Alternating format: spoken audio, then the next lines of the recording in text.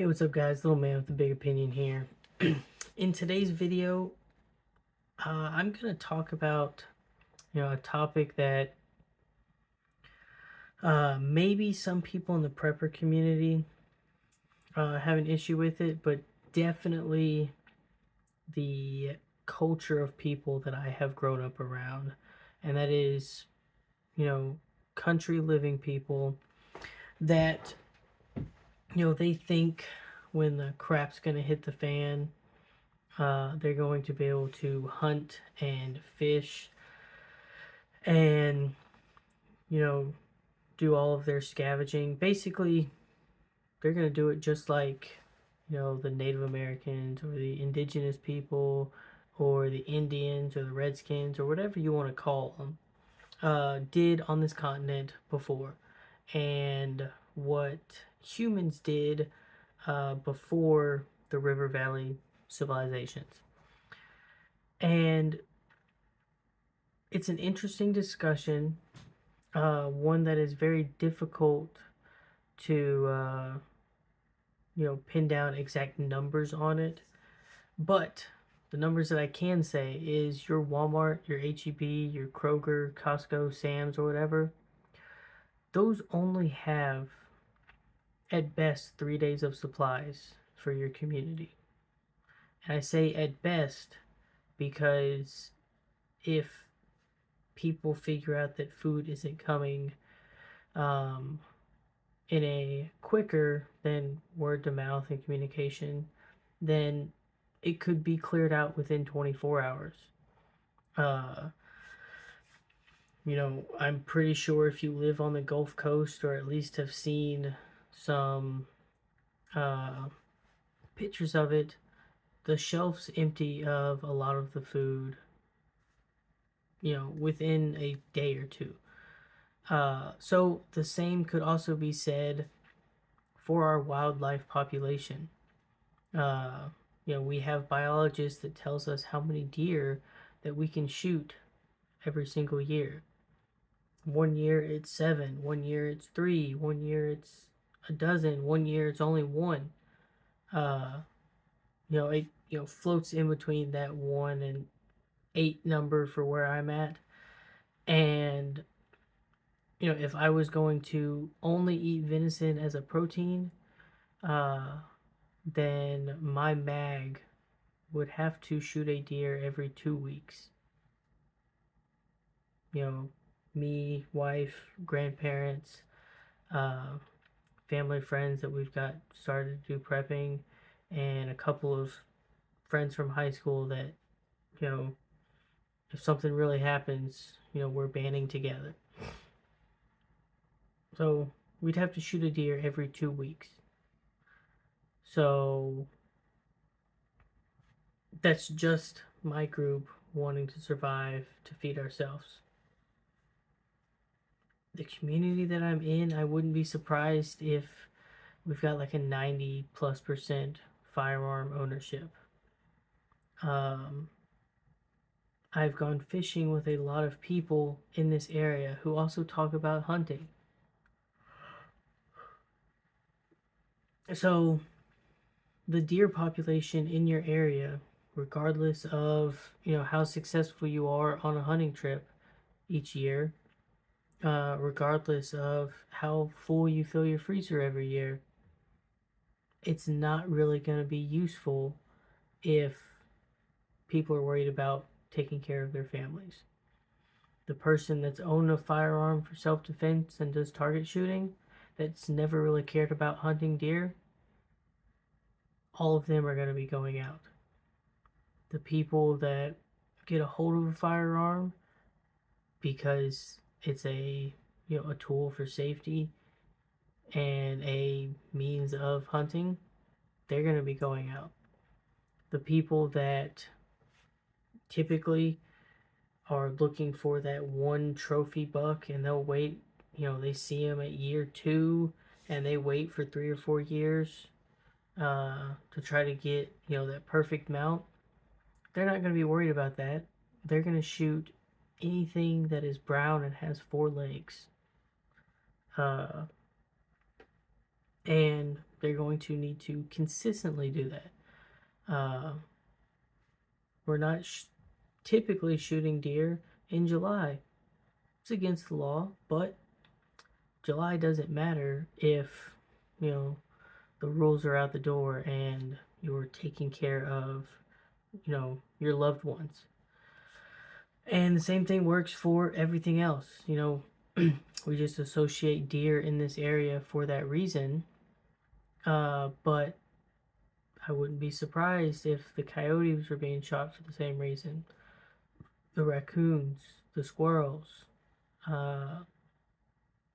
And something I don't hear a lot of people talk about is they know cows provide a lot of beef. But what they don't know with our system is if you go through and kill all the cows, then the percentage of the herd that is going to market every year to provide for the general population, you wipe everything out and you're kind of screwed for you and everyone in your area. So that's where the numbers, we don't really have an exact figure on it, but suffice it to say, if the grocery stores run out in 3 days, then I would maybe put it at a few weeks before we're not seeing anything out there to hunt. Fishing is going to be a little bit different just because, it depends on where you're at. If you live near the coast, I think you'll be just fine when it comes to fishing. But fishing rivers, lakes, ponds, creeks, things like that, uh, you know, you're not going to be throwing back fish that don't meet, certain length requirements or certain fish that are out of their season. It's going to be a catch to eat, not a catch to release or a catch for, that trophy sized fish. So someone's going to eat that 1 pound bass instead of that several pound bass. Someone's going to eat that 8-inch catfish instead of waiting for it to be a 20-inch catfish. They're going to eat the perch and, the carps and the minnows and everything. And, those systems will fall apart to the point where it's not a viable food source, especially at the current population. It's going to be, very grim if something like this were to happen. And, that's part of the reason why that's not my plan. Uh, I know I can hit stuff. I know I've got the guns and the ammo. I know I have the knowledge and the wherewithal to preserve that food, but I'm not going to bank, surviving each week, each day off of shooting something to consume. That being said, am I going to not partake in that as well? Of course I am. I've stored a lot of rice, beans, corn, oats, dried fruits and vegetables.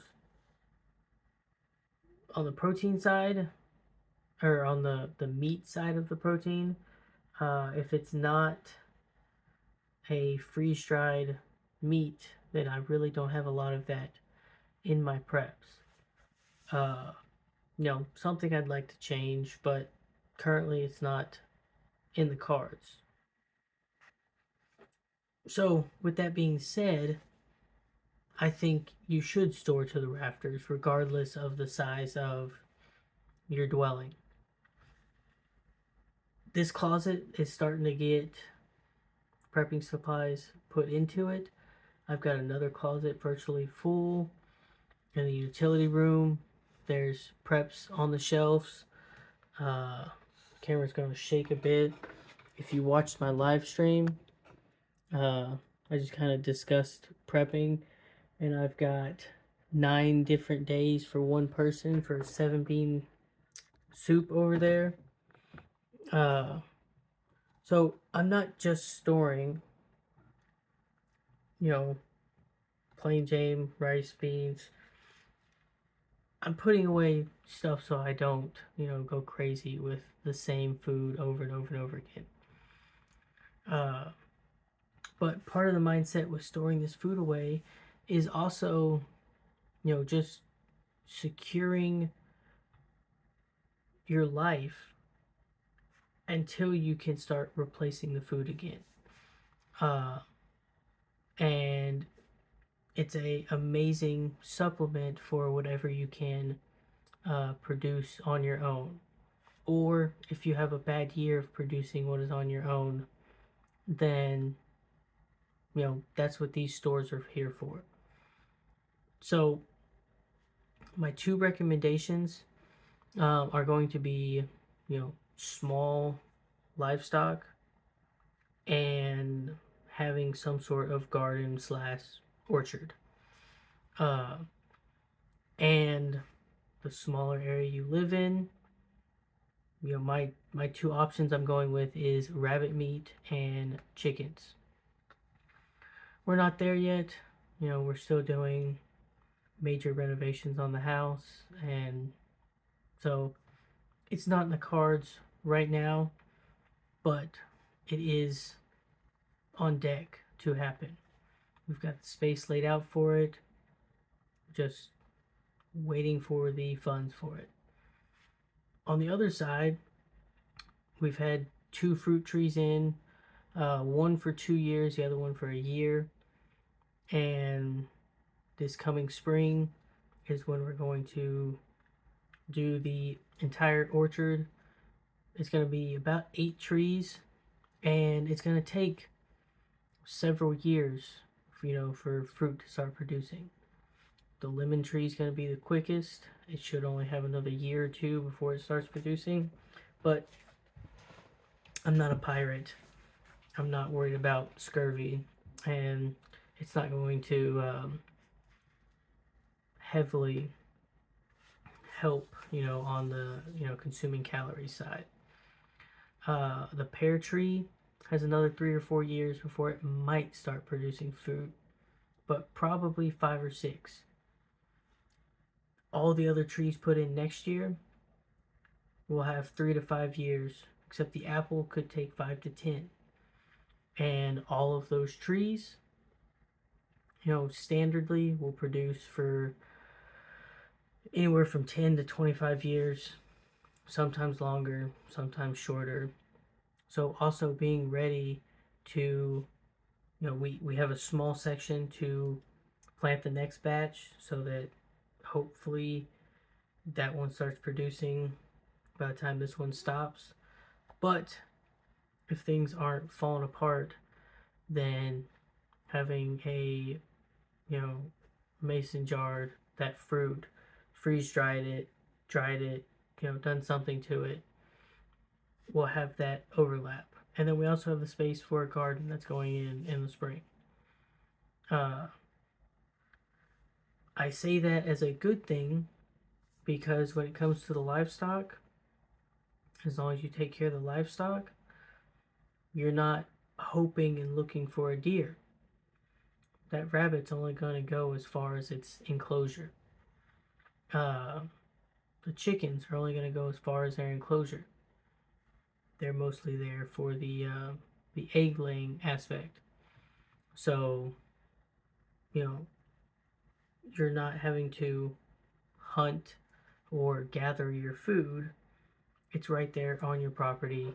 You dictate how much of it you're producing, how much of it you're saving, instead of, you could, and a lot of hunters, can agree with me, you could be walking to your stand. You're only out there to shoot something to put meat in your freezer. You don't even have to get in your stand. There's something standing in the field already. You take your shot and you're gone. You can also spend every Saturday morning and evening for the entire season just to get one thing. Now picture yourself in the situation of your belly's grumbling, your friends and family's belly's grumbling, and they're really banking on you finding something that day. Versus you have a manageable, you know, amount of livestock that if you're, you know, one male and female rabbit can produce enough food for two people for a whole year. Double that, triple that, quadruple that, base that off of how many people in your group. A lot of chickens these days are laying about 180 eggs in a year. Some of them are laying more, some of them are laying less, depends on size and what you specifically want. But a dozen chickens will provide all of the eggs that your family needs, and one rooster, throw that guy in there so that you can constantly replenish your stock. Throw in a second rooster if you get up to 24 to 36, and you're constantly able to rotate the chickens that are not producing anymore. Having that sweet spot of about 20 allows you to every once in a while cull a less producing one, and you can also get chicken meat from them. But solely relying on nature and what's around us isn't going to work, mostly because of how populated we've got these days. Maybe if the population was half its size, then it'd be a little bit different. Maybe if it was a quarter of its size, it'd be a little bit different. But there's a reason society has grown and advanced as far as it has, and that's mostly because we switched to a agriculture based way of sustainability instead of hunting and gathering. So I'd like to know what your thoughts are on this down below. If you agree with me, you can agree with me. If you have other questions, you can ask them. I'll answer them in the comments. They might turn into a video. But with that being said, if you liked today's video, then leave a like. If you enjoy what I'm doing with the channel, then hit that subscribe button. And lastly, if you have a friend or family member that would benefit from these discussions, share the channel with them. And with that, I'll catch you in the next one.